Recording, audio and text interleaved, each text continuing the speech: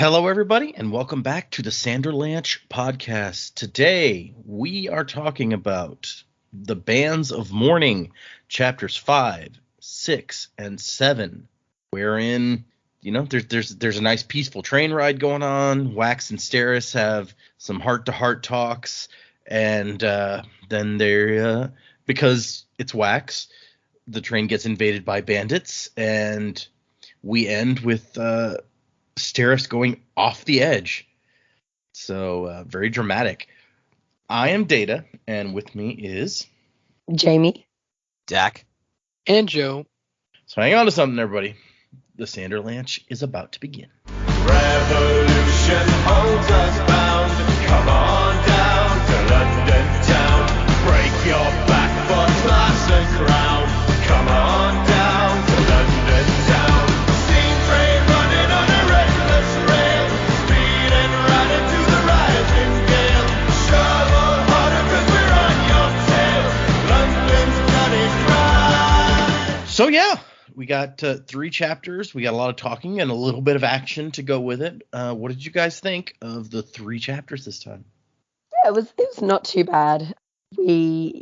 I wasn't expecting to get any action, so that was a nice surprise to happen at the end there.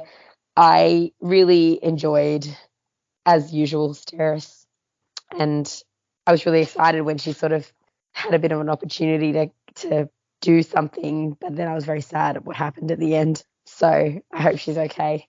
I actually thought Marisai and Wayne were having like a half decent conversation as well, which was nice. And then Wayne just is classic Wayne doing his thing, which I was like, there he is again. Fine. But yeah, in general, I really enjoyed them. I'm glad that we got a little bit of action happening, bit of mystery already, and kind of looking at what we've dealt with in the past. And you're like, is it someone we've already kind of come up with? Is it closely related to the suit? Or Mr. Suit, or the set, rather. Yeah, the mystery wheels are spinning, that's for sure. I like you're like, I hope Steris is okay, and I'm just thinking like, oh yeah, falling from a train. That's nothing, right? Yeah, well, we are dealing with a world that you swallow some metal and magic things happen. So True. I mean, you never know. But speaking of metal, I actually loved the bit where Steris had a sample, but she'd suspended the metal flakes in, was it castor oil? Cod liver oil, yeah. Cod liver oil. Yeah, I was like, oh, it's like Aradel and his wife with the banana. It's true. Wives, am I right? We're so disappointing. Gotta look out for your health. Yeah. I was about to say, how dare you care for your husband so. Yep. Yeah. Just a shock. What is this? This is not whiskey. And she had not just 1, but like 3. So you're like, Steris, already MVP of this fight. Yeah, you knew Steris was the one that was going to be prepared. That's what I mean. She would not have gotten on the top of that train car if she hadn't already accounted for the possibility that she would have fallen off. So she she's has got a to be parachute okay. in her skirt or something. Yeah, I wouldn't put it past her. Pillows in her skirt, yeah. Yeah.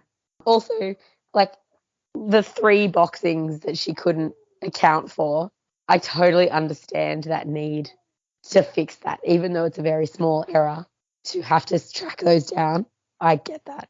That speaks to me. I think Steris and I are a lot more alike than I was willing to admit. I like how into it Wax got even. Like by the end, he's like, yeah, I'm really excited that about was this. Sweet.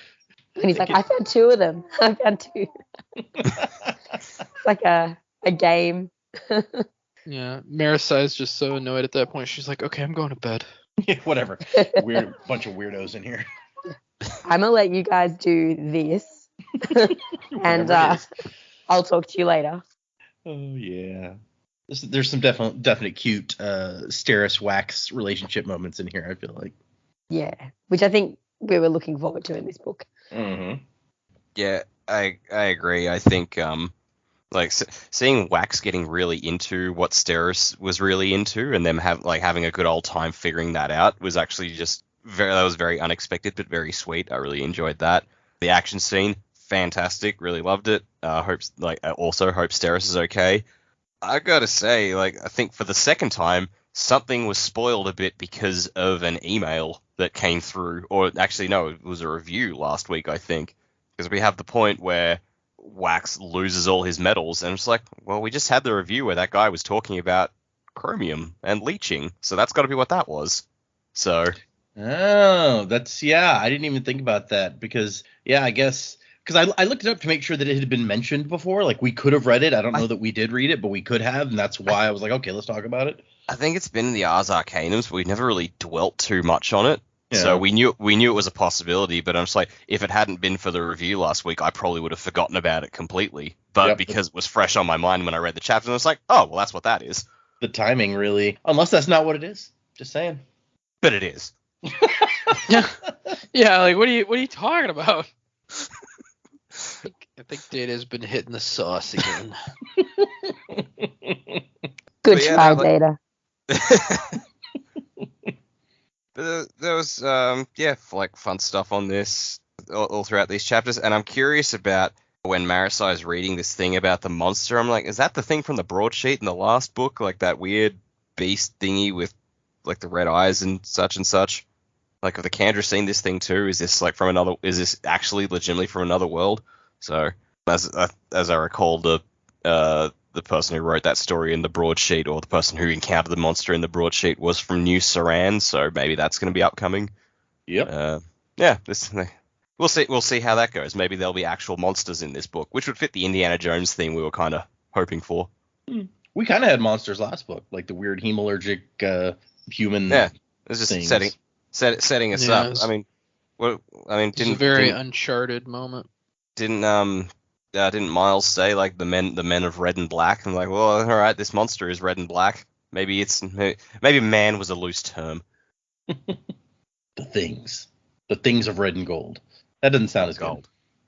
These chapters were good. I enjoyed all of the Steris Wax moments a lot. The Marasai Wayne bits also good.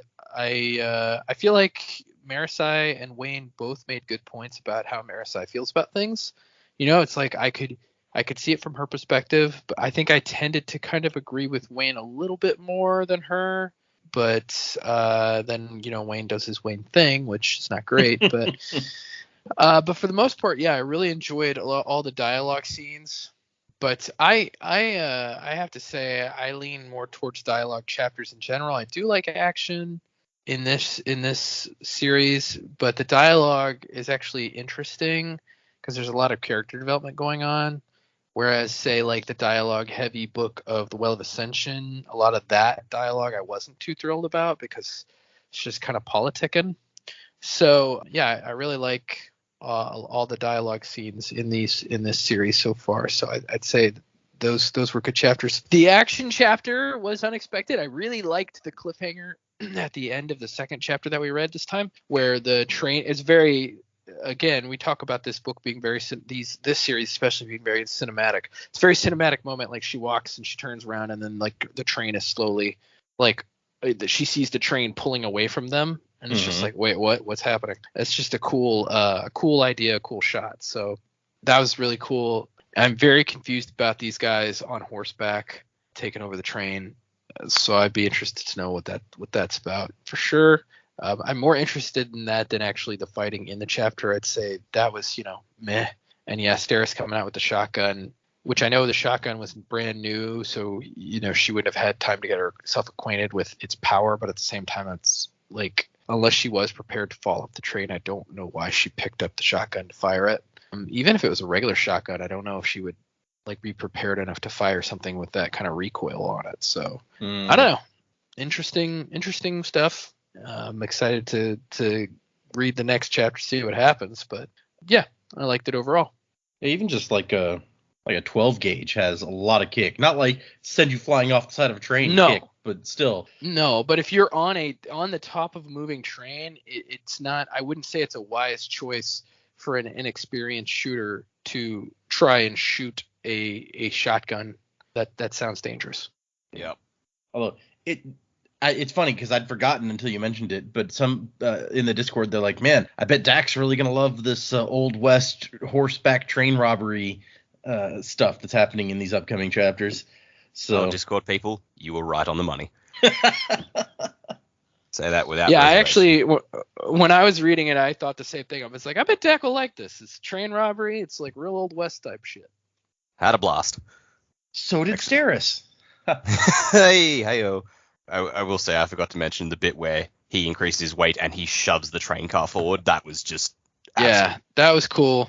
That was cool. I will say, as soon as I read that the train was pulling away, and then in the next chapter the fight starts, I was like, I bet that's what he's going to do. Because I mean, that's Yeah. that kind of predicament is perfectly suited for Wax. It's like just increase his weight and push it. Yep. Yeah. There's no other way that I can think of they could ever have gotten anywhere. So it works out well. Yeah, that Wax is suited for that. They'd just be stuck out there in the middle of the basin. Yeah, could you imagine if the story, if it was someone who did not have that ability, and then it's like, oh, well, we're stuck now. Dun, dun, dun. Like, that's not a fun story. We're gonna have to walk. Yeah, the whole book is just gonna be them walking. It'd basically be the gunslinger actually at that point. Yeah, basically. Wax is the gunslinger, although he has Yeah. a posse with him, so I guess it'd be a little bit different. Sure. People You know what talk else to. has a lot of walking in the middle of nowhere? Lord of the Rings. Lord of the Rings, yeah, there you go. I heard it from Randall. You know that it must be right. Jesus. Yeah, I hear that guy's gonna have a heart attack.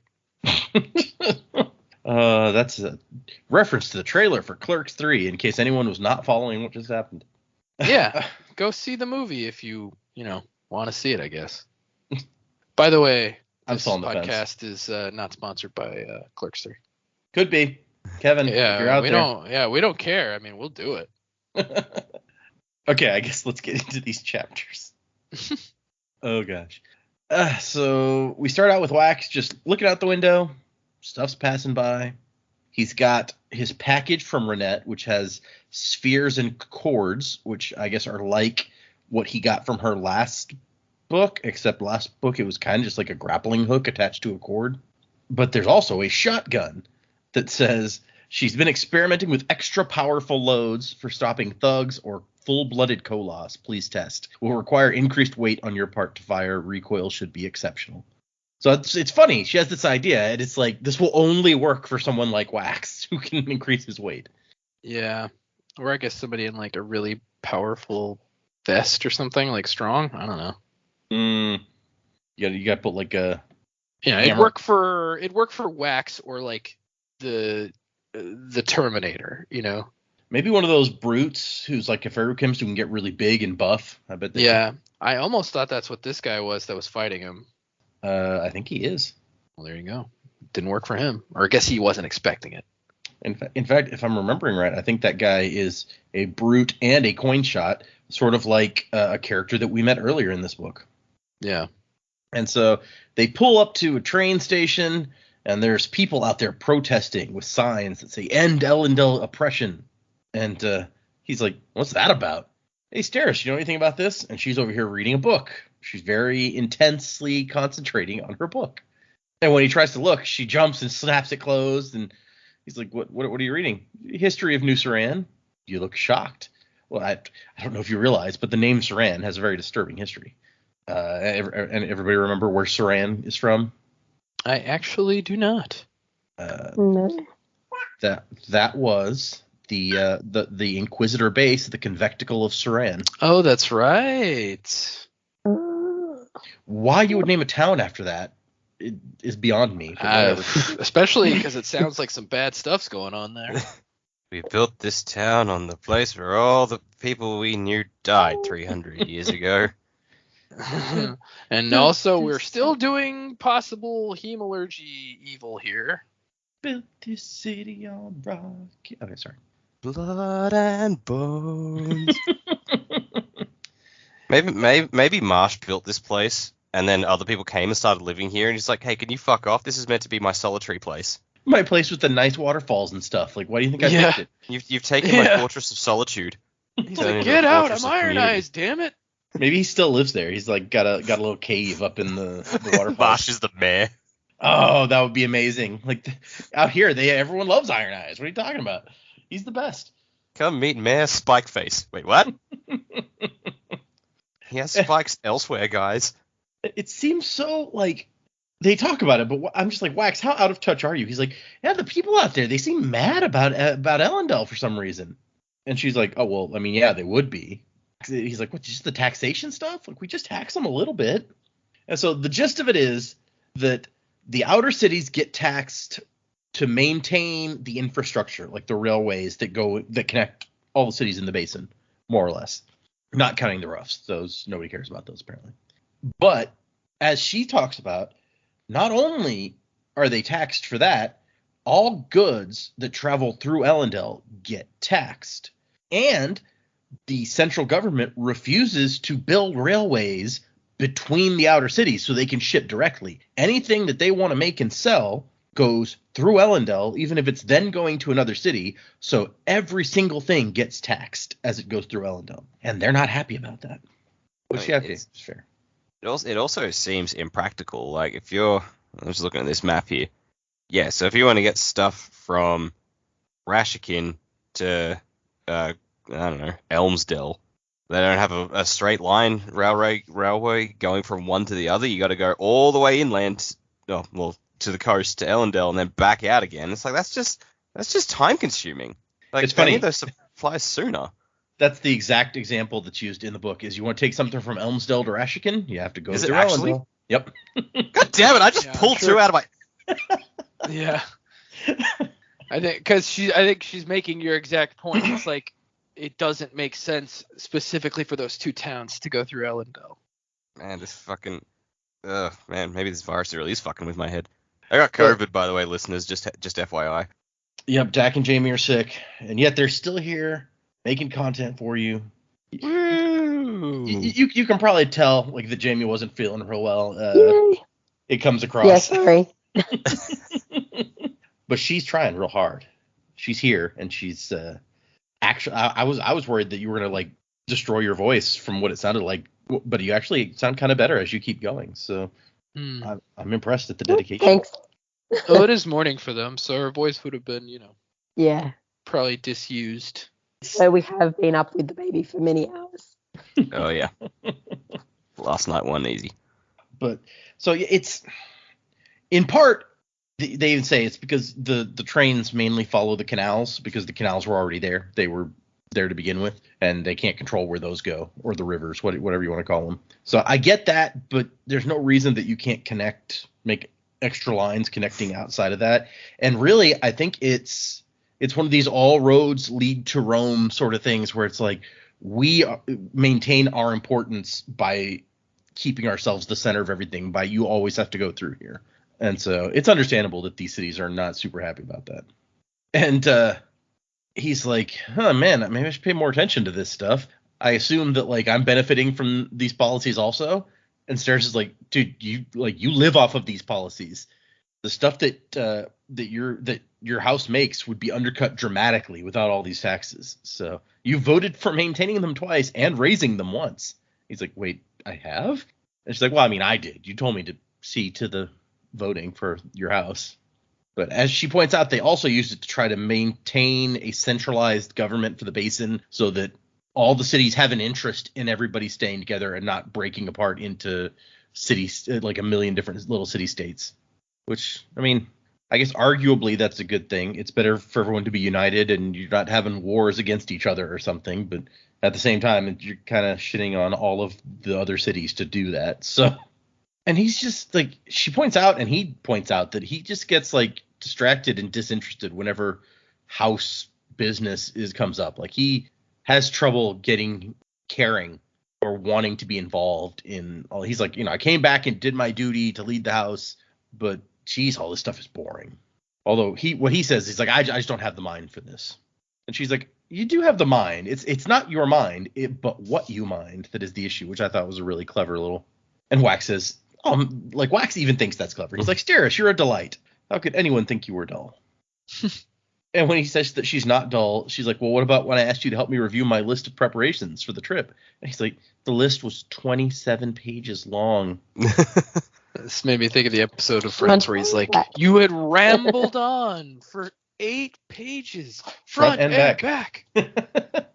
Yep. It's interesting you bring that up because another part of these chapters reminded me of Friends. Not that bit, but when he finds the book Steris has been reading, I just imagine Joey going, "This is porn!" Yeah, no, I see that. And he doesn't know what a vicar is. I think that's my favorite. Yeah. Where'd you Joey. find that word?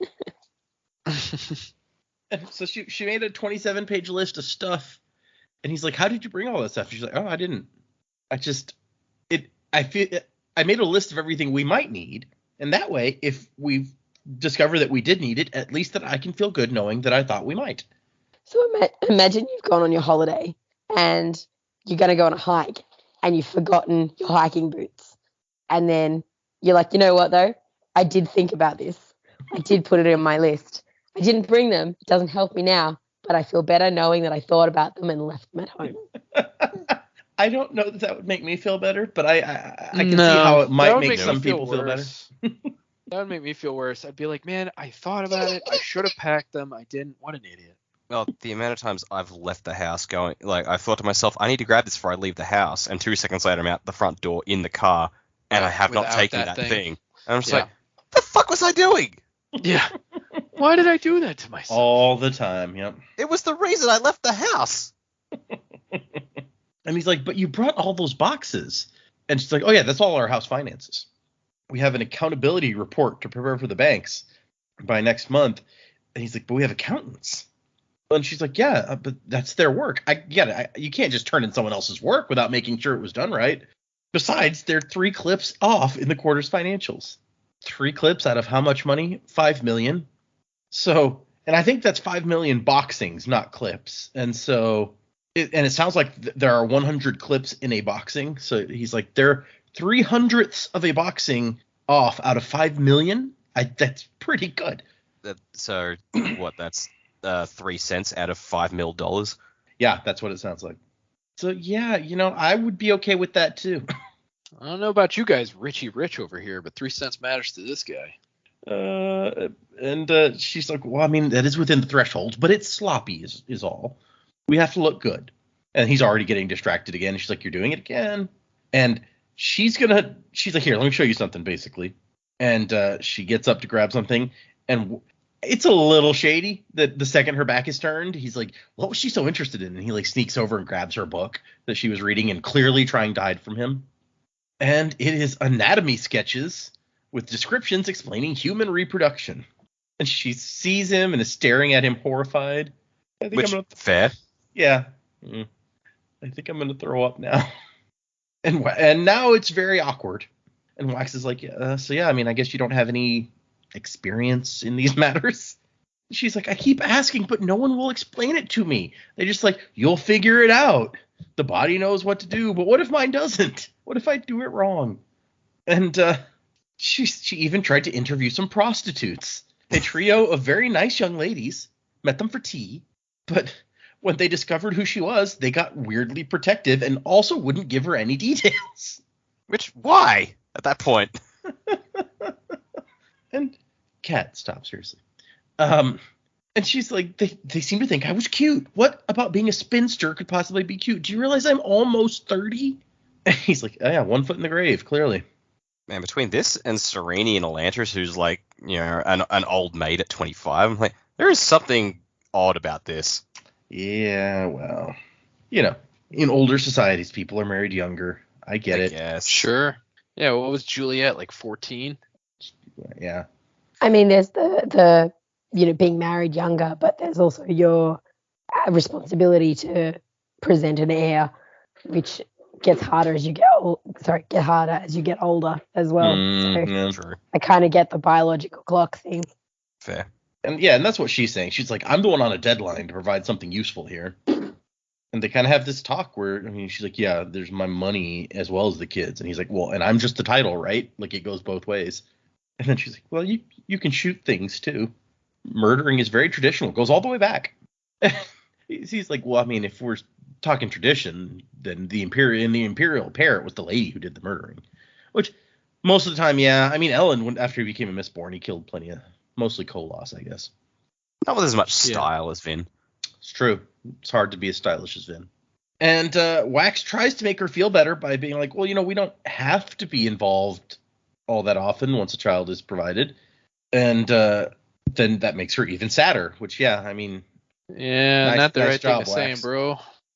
And she's like, no, I mean, that's what our arrangement was. I wrote it after all. I know. And he's thinking about and talking about, like, what she's done for him these last few months and how awesome she's been. And he's like, I mean, what we are together doesn't have to be just what's in the contract. That doesn't have to set our bounds. And she's like, but that's the purpose of a contract, to define and set bounds. I know you're reckless, Waxillium, but really, come on. He's suggesting we bend the contract. So hot. Scandalo. For her, maybe. I mean, it's like there's some forbidden, like, contract bending going on. Ooh. Yeah. Or maybe she'd have the opposite reaction. Like, no, we can't go outside the contract. I wrote that. Contract bending, huh? Is that as cool as water bending or no? No. I don't think so. That's where my mind went to, and I was like, yep, air bending, water bending, contract bending. That's what they call lawyers in Republic City. Yeah. Contract benders. The most dangerous of all. Wax does it's like soul bending. Wax does a really weird metaphor about the chords and how the chords are like life, and he's like human nature to reach out and discover stuff, but the law has to keep us in check so that there's not like all these chords running and tangling up with each other. Just a really awkward metaphor. Yeah. I think Gump needs to go back in the forest. And then she's like, yeah, but what about like the chase? Aren't you interested in that? Which he is. And she's like, well, that's what these finances are like. There's a mystery here. Where did these 3 clips go? Isn't it, don't you want to figure it out? And he's just like, fine, I guess we can look. He's just going to humor her. Because, like, in large part, it seems like because she is so excited and, like, into this, he's like, okay, since this is something that she's really excited about, then I will, for her, get into this, even if I'm not really interested. And that's the end of that first chapter.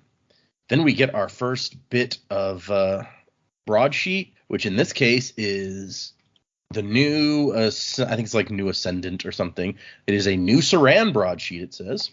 And we get Allomancer Jack presents Nikki Savage, Paranatural Detective, in the Constructs of Antiquity.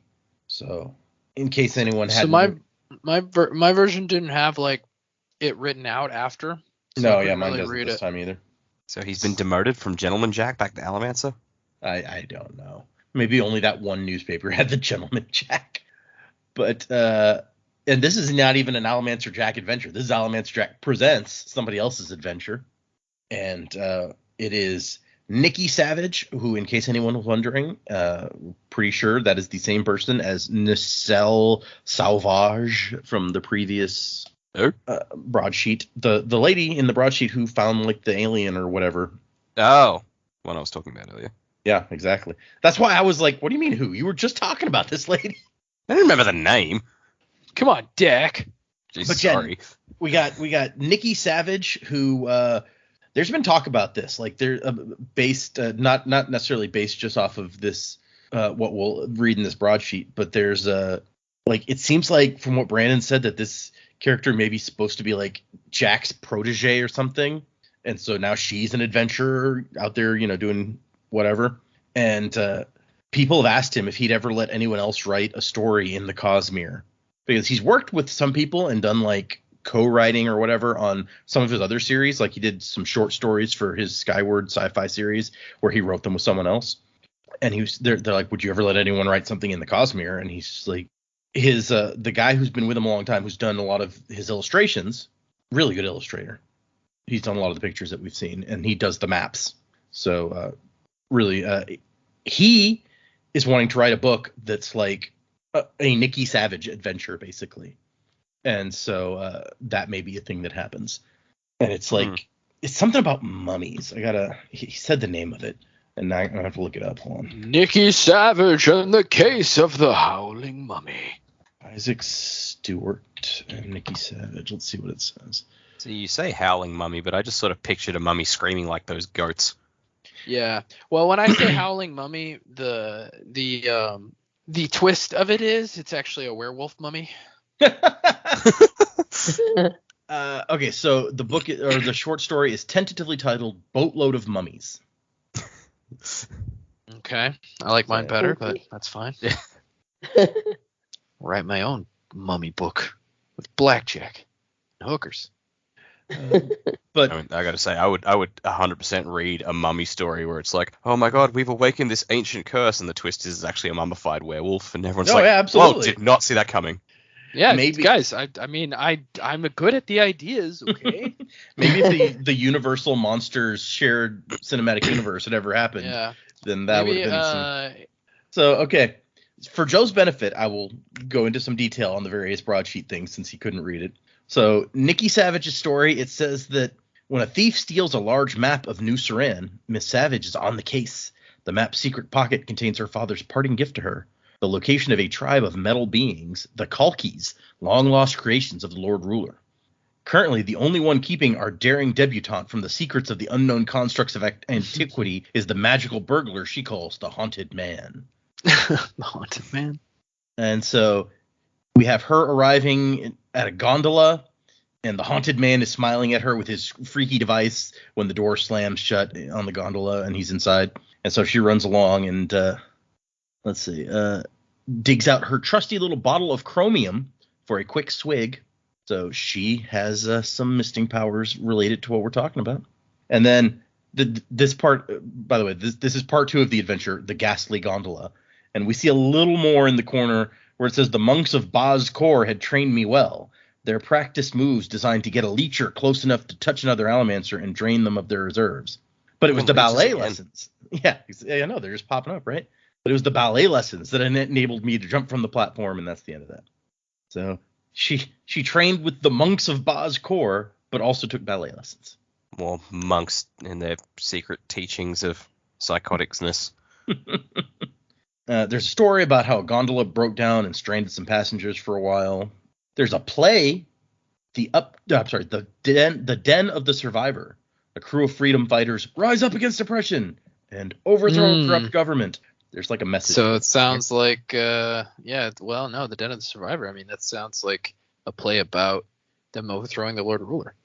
Mm-hmm. But they're like making really giant the letters where it's like rise up against oppression, overthrow a corrupt government. There's also a bit at the bottom that says drink to the health of Elendil, though, so that's good.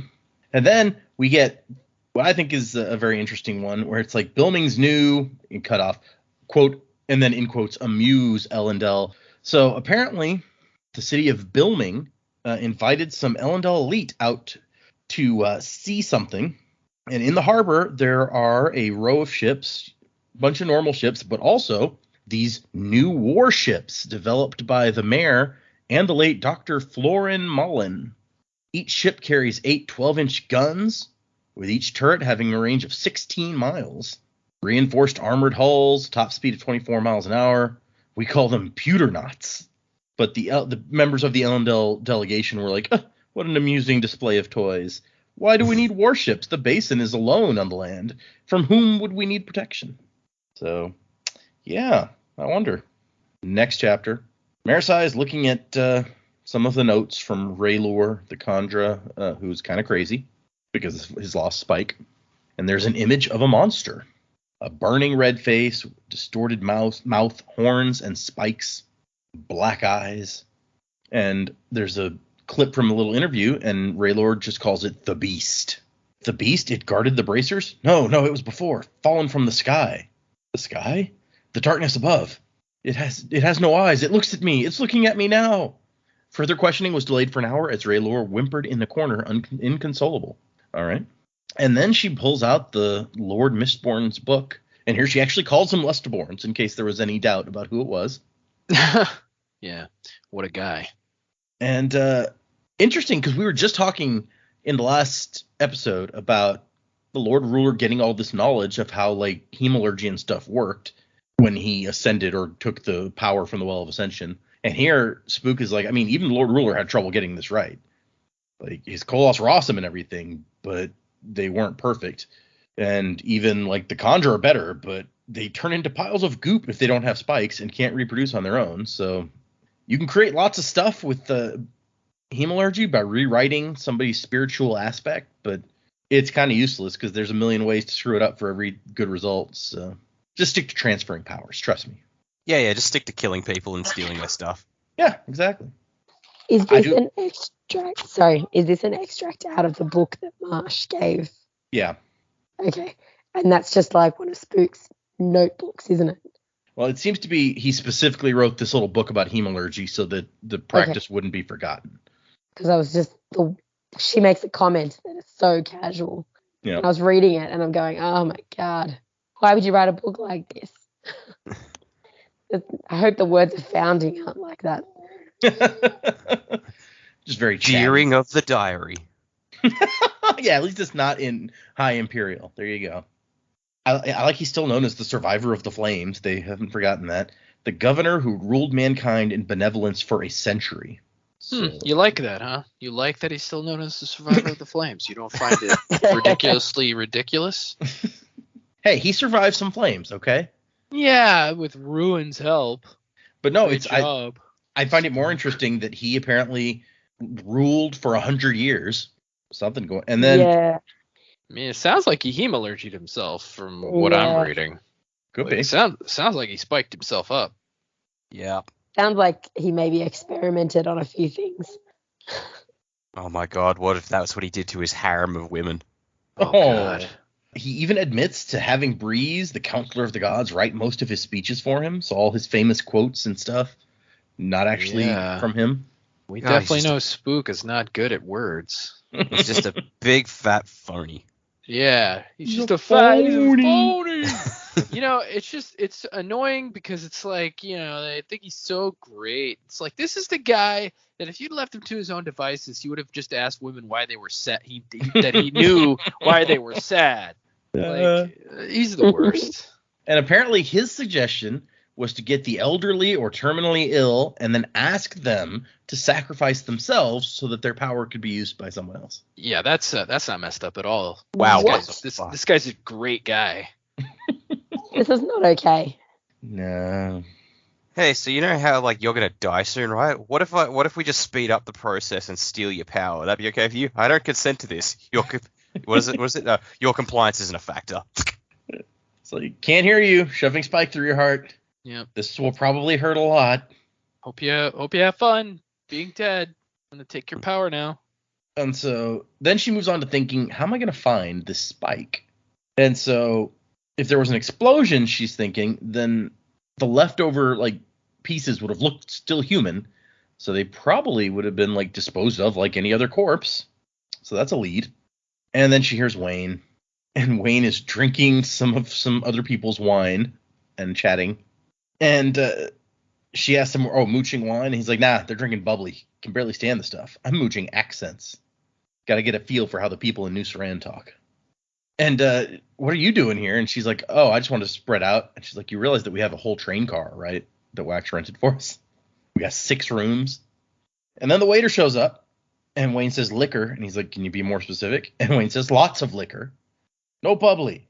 And then they have a discussion about, she's like, does it bother you being in his shadow, Wayne? And of course, I know he's been putting on weight, but he's not that fat. But seriously, Wayne is kind of like, sometimes it's easier when people aren't looking at me. Like, they can look at him, and then I get to, listen. And she's feeling a little, kind of a way about not being the Kandra's first choice.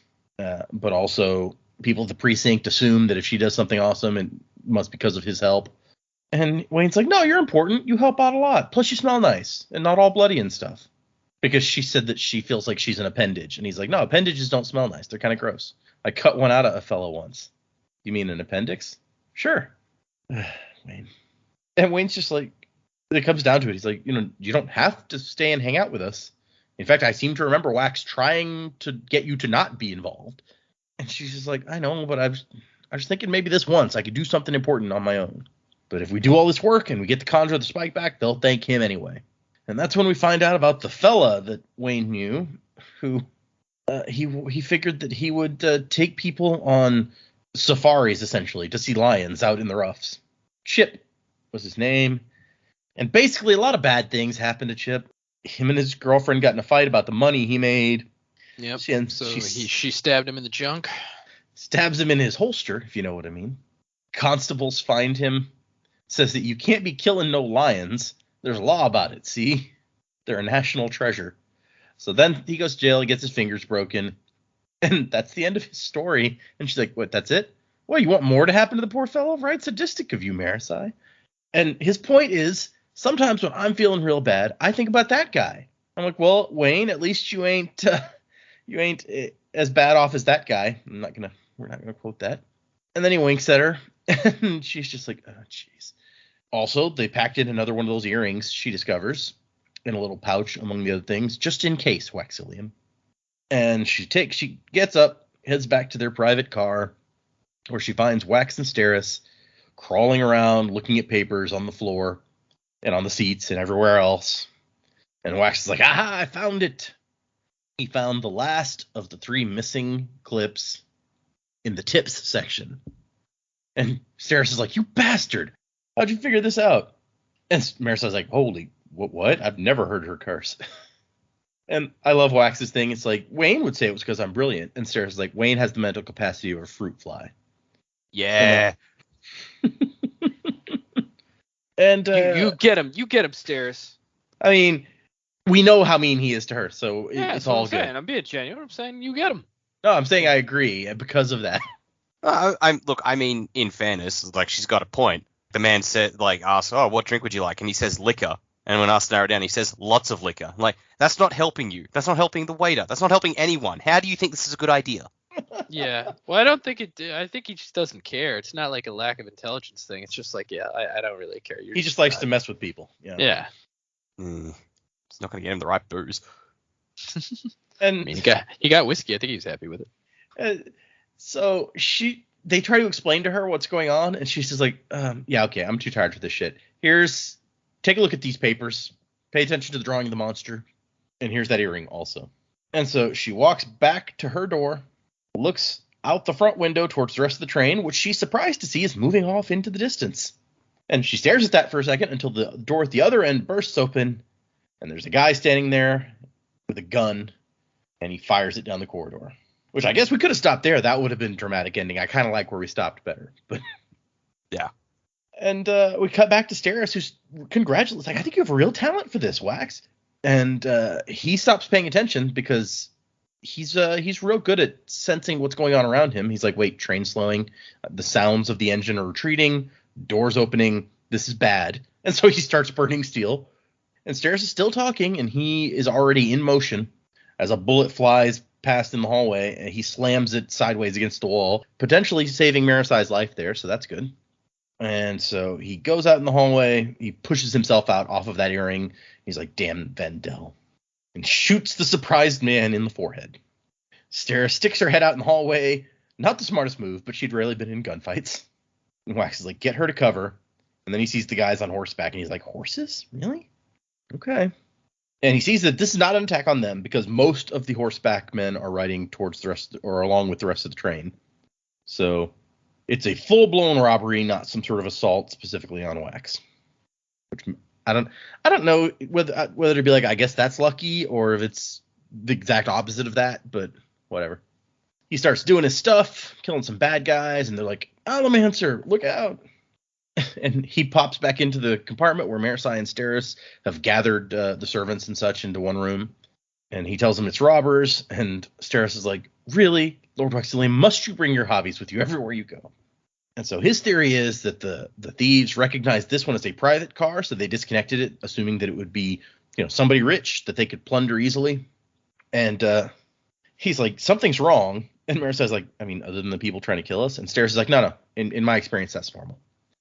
Just Steris has come a long way.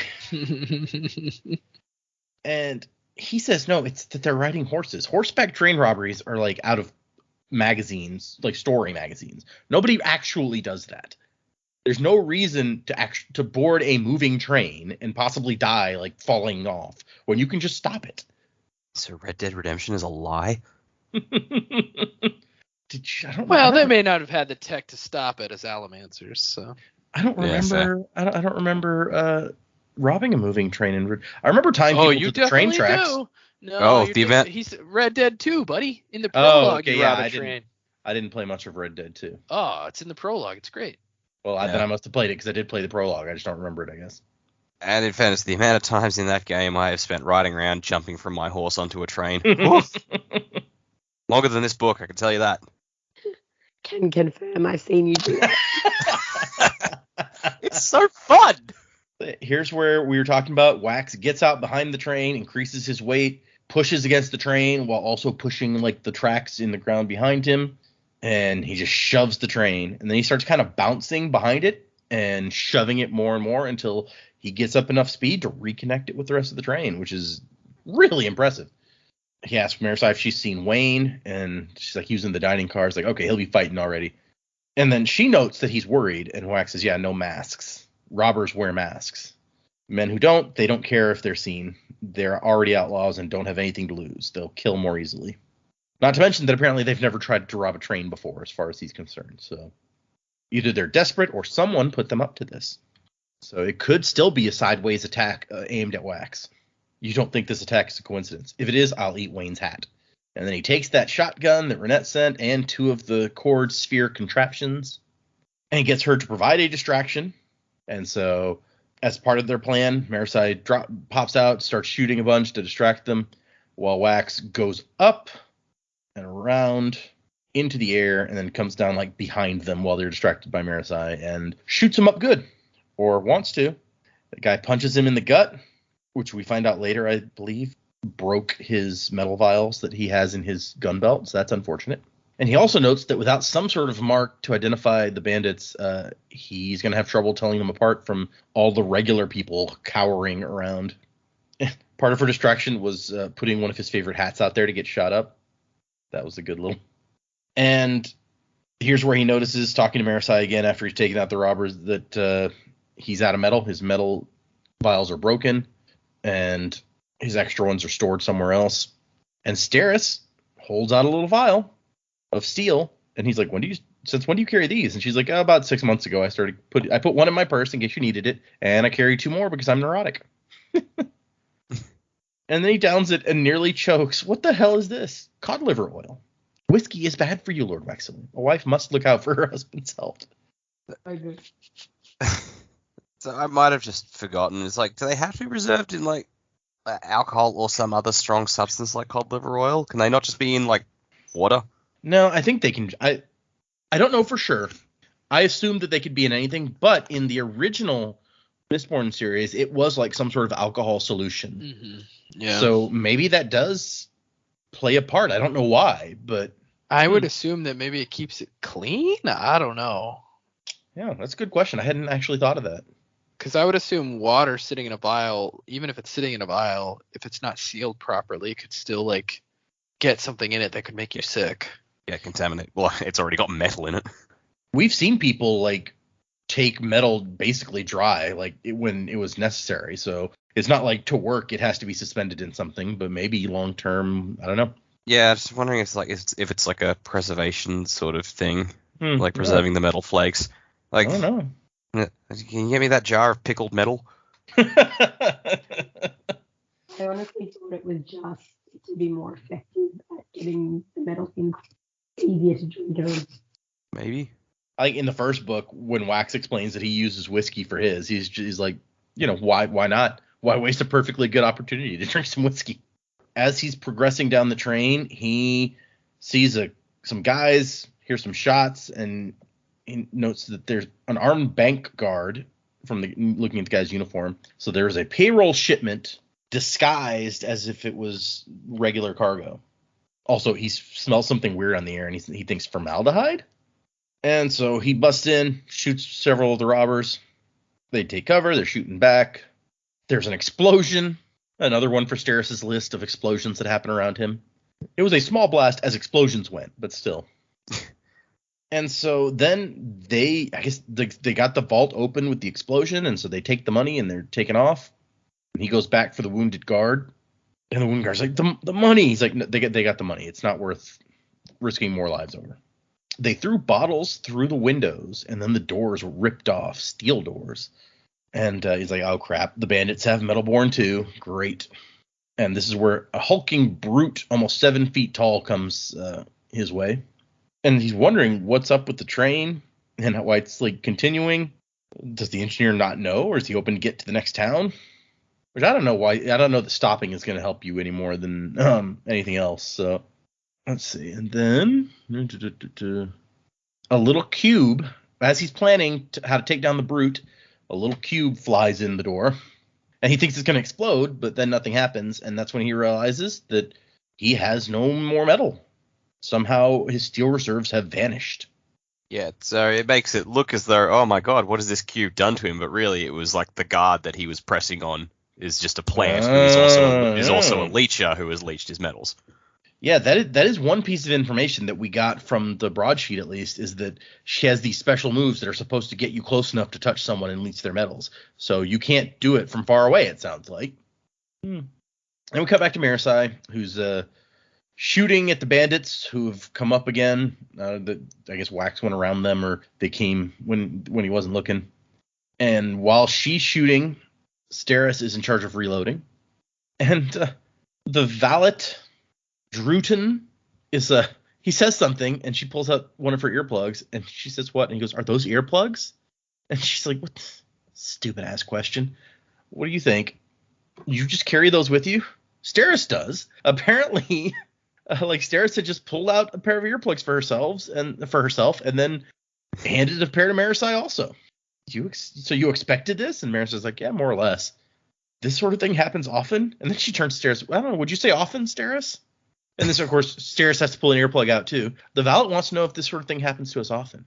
Well, you more than me, Steris says. But when Lord Waxillium is around, things do tend to pop up. It seems like a very Abbott and Costello bit. They're in the middle of a gunfight, and they're talking about the earplugs and everything. It's like, what was that?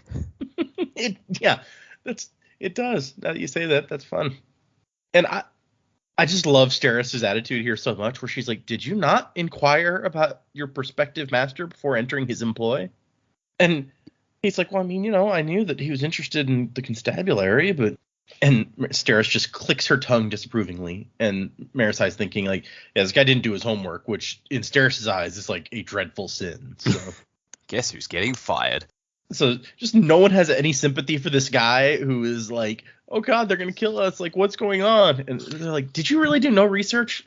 It's not our problem, dude. And he's like, is he gonna come back once he's finished with what? And Steris says, killing the rest of them, hopefully. And Marisyl's like, geez, she's kind of bloodthirsty. I mean, she hadn't quite been the same since her kidnapping 18 months back. Yeah, I can see how being kidnapped by those guys and the stuff that happened subsequent to that would give her little pity for robbers. Was that, and, she's trying to be supportive to Wax, and this is what Wax does. So there you go. She's like, yeah, just kill them all. Get it over with. Let's finish this up. Gunfights. I hadn't expected actual gunfights. Aren't the servants usually left out of such extravagances? And Marasai says most of the time. And then Steris goes, except when the house blew up. And, Marasai says, best not to mention that. And he's like, what? She's like, don't worry about it. And even Marasai's like, if the man couldn't do a little research before taking the job, I mean, geez. Wait, what exactly happened to Lord Ladrian's previous valet? Oh, now I want to know. I was going to say, it's like, do we know?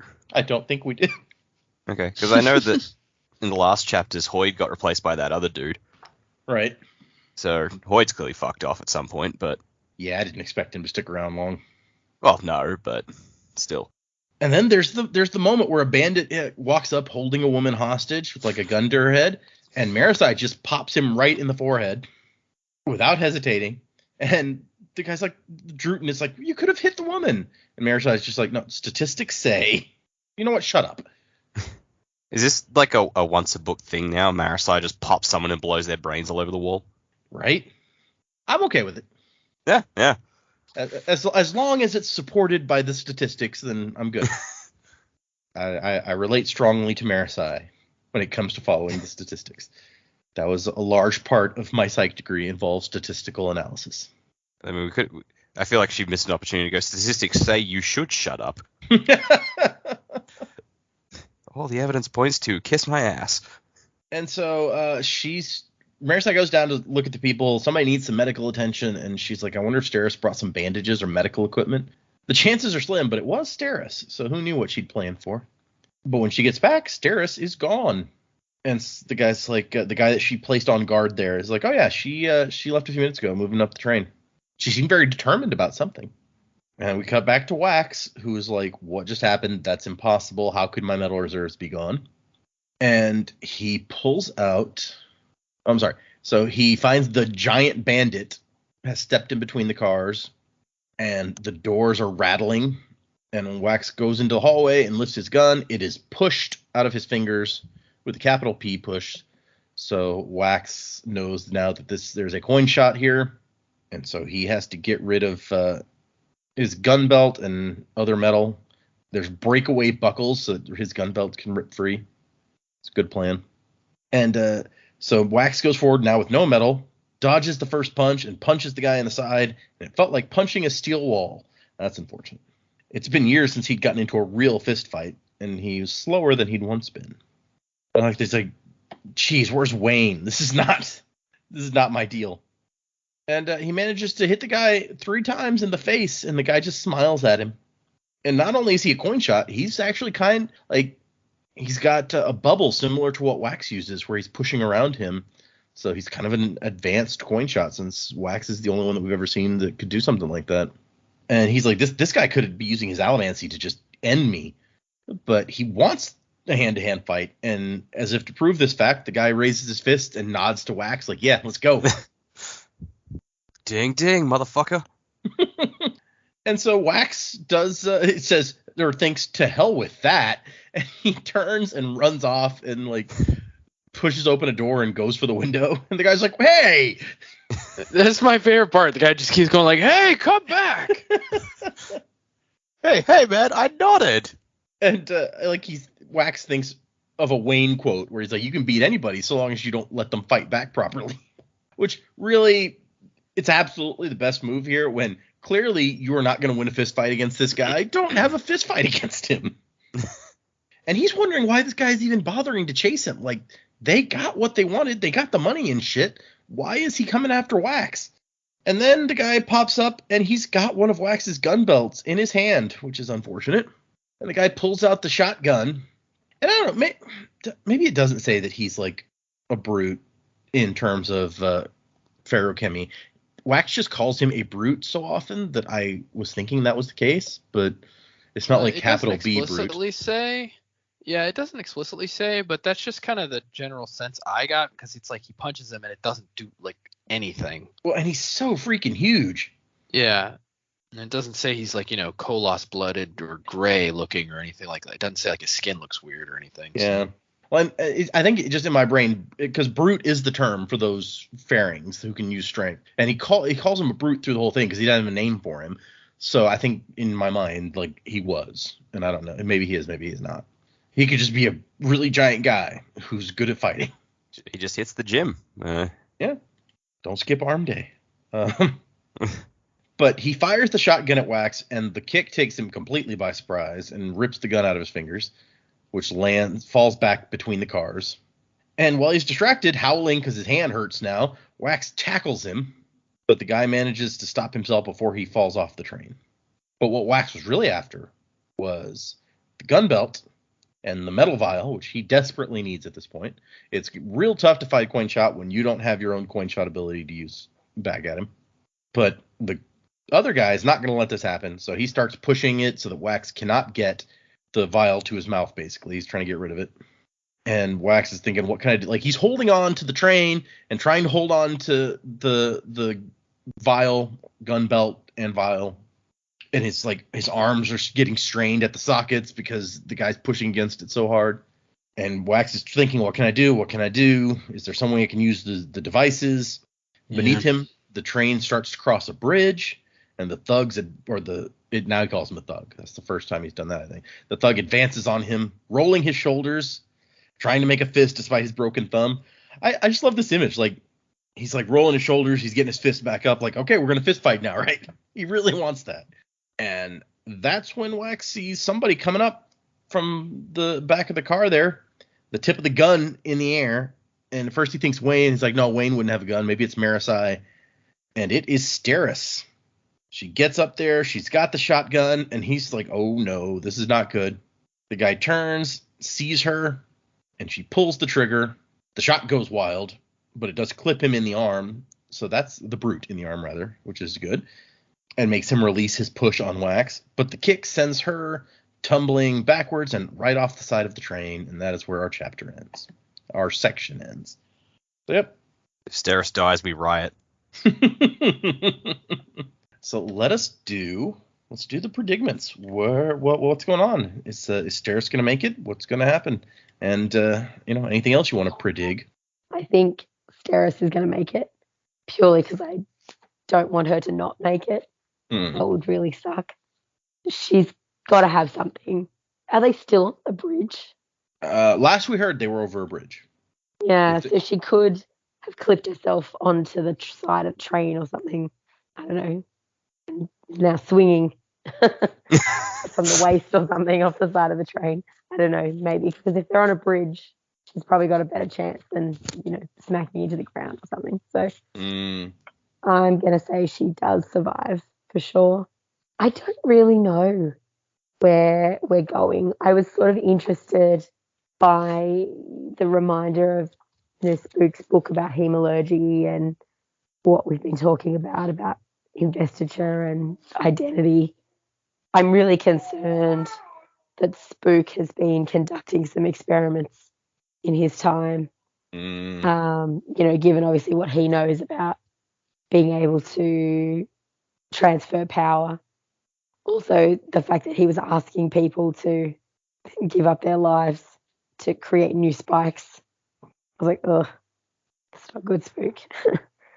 So I'm a bit concerned about what's going to happen there, but I reckon there's some more shady hemalurgy stuff going down. I think last time I was talking about maybe some new abilities coming out, maybe something different to hemalurgy, but I think I'm back to this book kind of focusing on the hemalurgy stuff. Yeah, I still keep thinking about the women that have been kidnapped, and I think it's probably less likely that they're being breeding from the women. I think they're probably trying to experiment on them. Oh. Yeah, because I feel like the set must know about this stuff. It can't be a secret. Too many people know about it, I think. And particularly that we're going to New Saran. Now that you've mentioned the conventicle of Saran, there has to be that knowledge somewhere here of all of that. So yeah, in terms of where the actual story is going, I'm not sure. But yeah, I guess that's kind of all I've really got at the moment. Concerns for Spook renewed. Yeah. That's interesting. I hadn't even really thought about that. Yeah, I mean, the conventicle of Saran was all about the hemalurgy going on there, and I kind of hadn't connected those things, that we're going to New Saran and that hemalurgy may be involved. And it was, yeah, that's a good point. That could be some foreshadowing. Yeah, look, I think that's that also sounds pretty sound.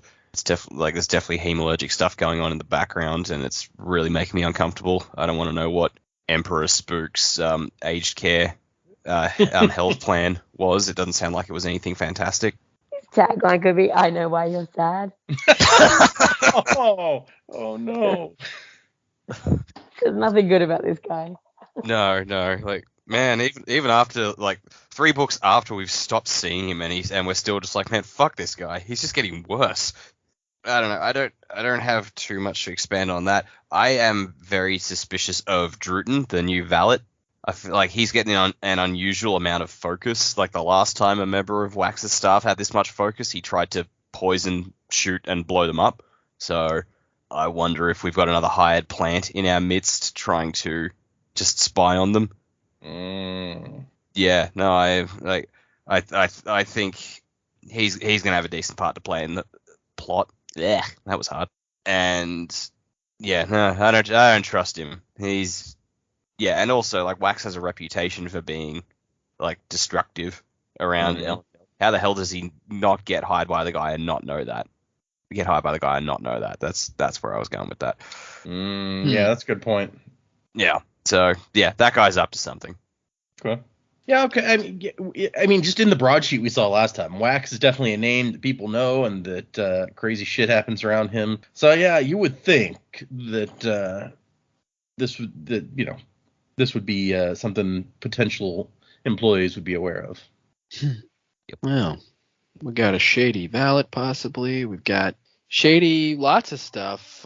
Secret villain prediction number 2 from Dak, by the way. Sorry, I Yeah, wasn't thinking about secret that. villain. No, Secret villain. I mean, yes, but also like not primary antagonist. This guy's gonna like he'll be dead within like 6 chapters, I'm sure. Yeah. He actually dies in the robbery right after this.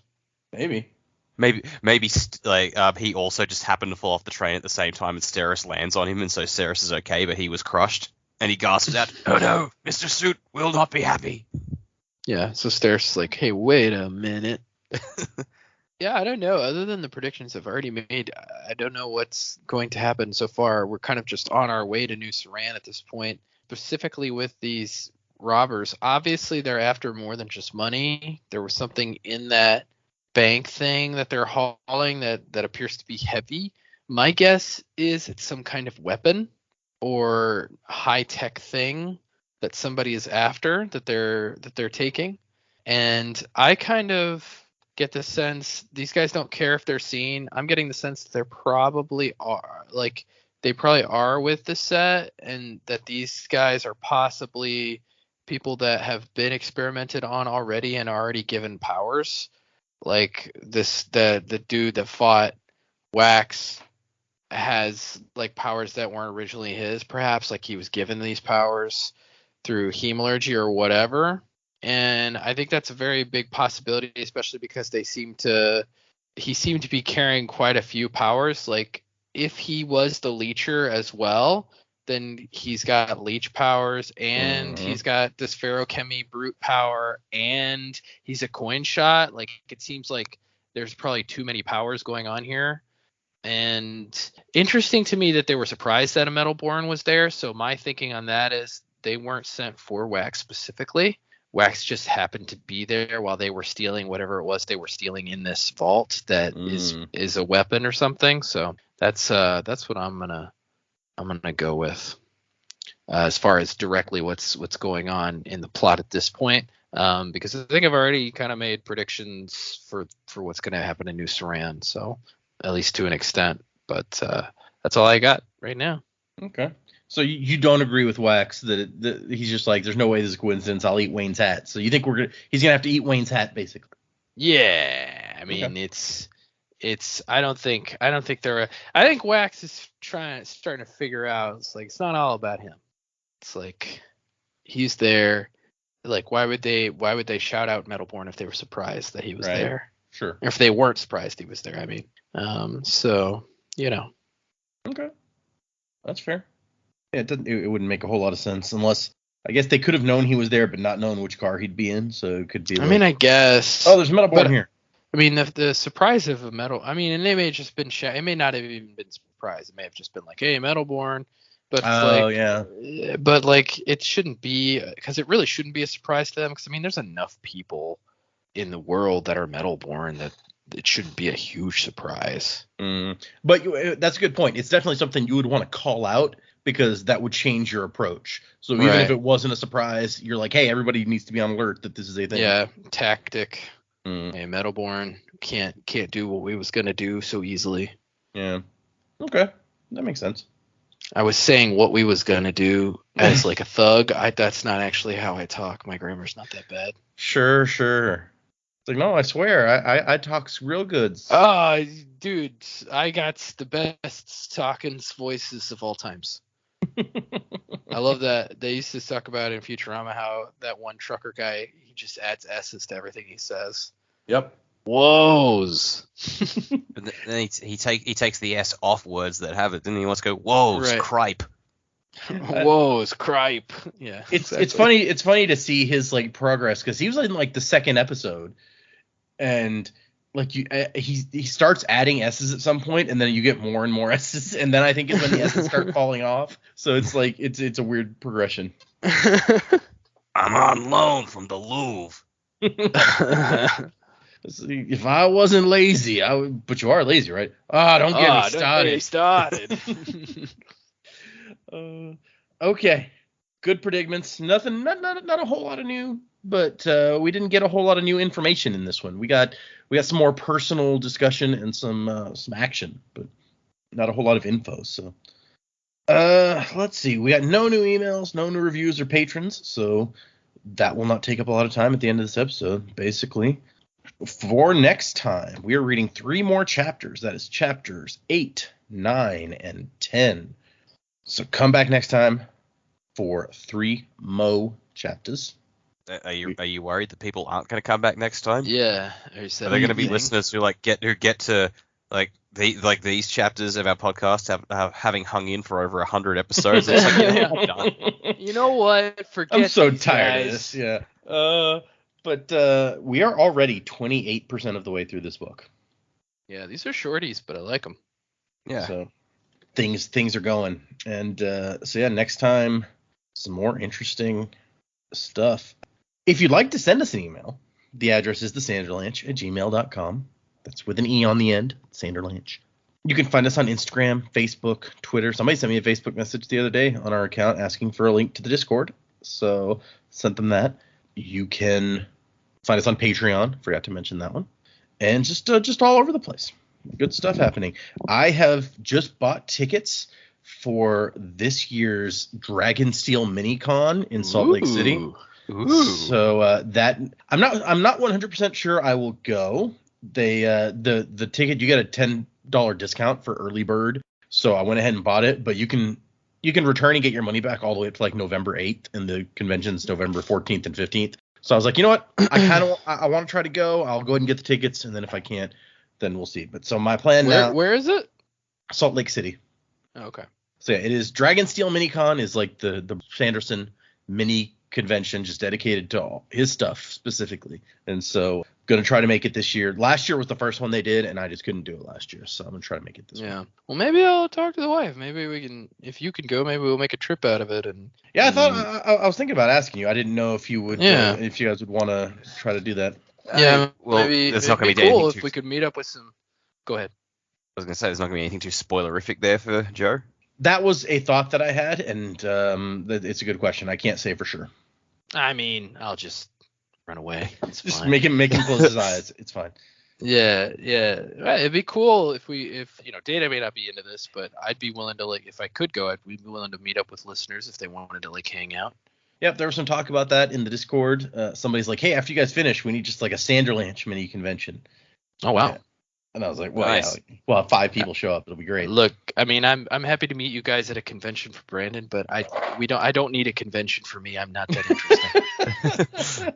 But yeah, I have to look and see what all even happened last year. I mean, there's like some panels, there's discussions, there's exhibitors and stuff. So I do know that the final event, the second day of the convention in the evening, is the release party for the new Mistborn book. So Oh, wow. Because that's it. They scheduled it then because that's when it comes out. Last year it was his new Skyward series book that came out, and it was the big release event at the convention. So this year it'll be the Mistborn one. So that'll be fun. Well, maybe I'll just go to non-Cosmere related stuff at the con if I go. But also, since you guys may not have seen this sort of news, Brandon did make an announcement this week in his weekly update that the next Stormlight book, which was supposed to come out 2023, he's like will almost certainly be delayed till 2024. Partly because of stuff related to the 4 secret books, but he's like not as that part not as much as you would probably think, because most of the work there's already done. Mostly it is because of movie and / TV stuff that he can't talk about yet. Ooh. Wow. And so the way he put it, this year is the year that Hollywood came knocking. So I bet I would bet money it has something to do with being the highly publicized, highest the ever Kickstarter in history. So yeah, I mean, when you raise $45 million just purely from your fan base on Kickstarter, I would say Hollywood would pay attention to that. So yeah, there's all sorts of theories going around. It's like, ooh, what is it? He said that he doesn't necessarily want to do Stormlight right away because he wants to be really involved in like the writing for he thinks that should be a TV show, and he wants like a Game of Thrones type of thing, and he really wants to be involved in the writing and things for that, but he doesn't feel like he's experienced enough in like writing that sort of thing to do that yet. So he wants to get more experience before diving into making that happen because he wants to do it right. So the theories are like, maybe it'll be Mistborn, maybe it'll be one of his other properties that's one of his non-Cosmere properties that have been hot, like the Skyward books. They've the sci-fi series that's gotten a lot of attention. He's got Legion, which almost became a TV show already. So there's all sorts of other things that it could be. Yeah. Are the Skyward books off limits for us, or can we read those? Or No, they're our schedule for reading is that the Cosmere books will be first, and then we will read all of the other stuff that he's done. So yes, still off limits. That would be spoiling for what we will be doing. So we'll read them in like 10 years. Yeah, we'll read them never. Because I mean, I'll read them in my grave. Because I mean, 100% it's going to take us like a year per Stormlight book each, surely. So.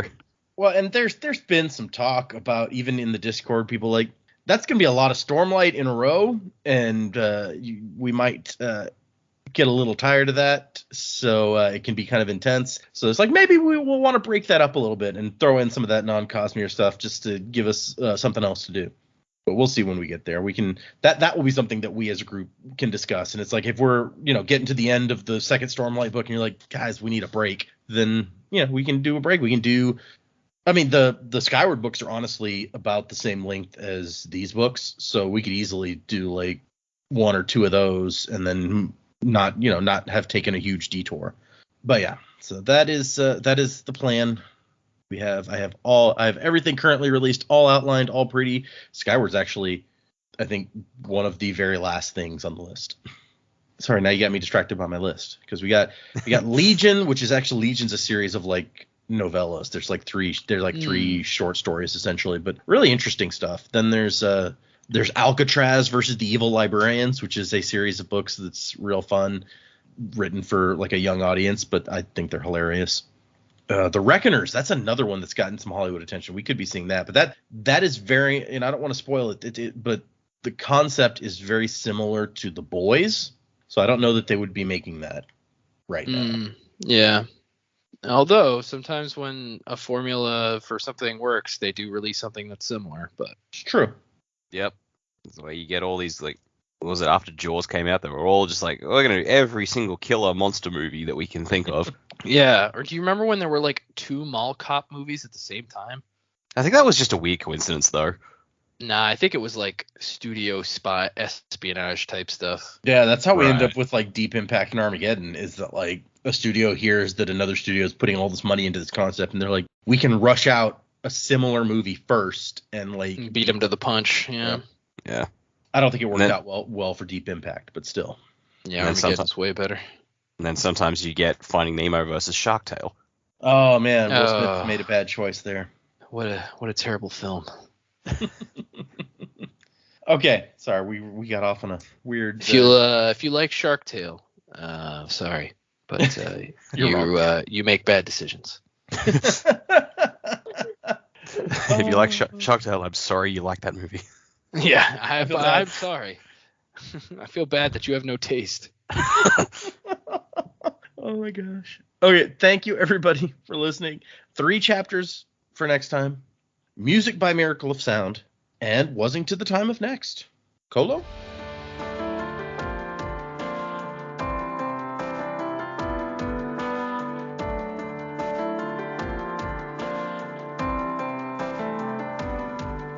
Steam train running on a reckless rail, speeding right into the rising gale. Shuttle harder 'cause we're on your tail. London's bloody cry.